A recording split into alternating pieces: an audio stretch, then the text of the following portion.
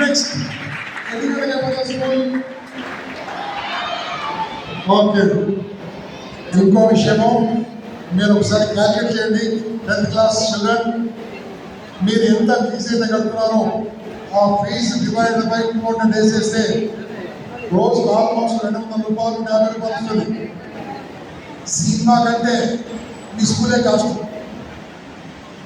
పనికిరాని సినిమానే చూసినప్పుడు వాళ్ళకి వచ్చే క్లాస్ దగ్గర 100% ఉండాలి.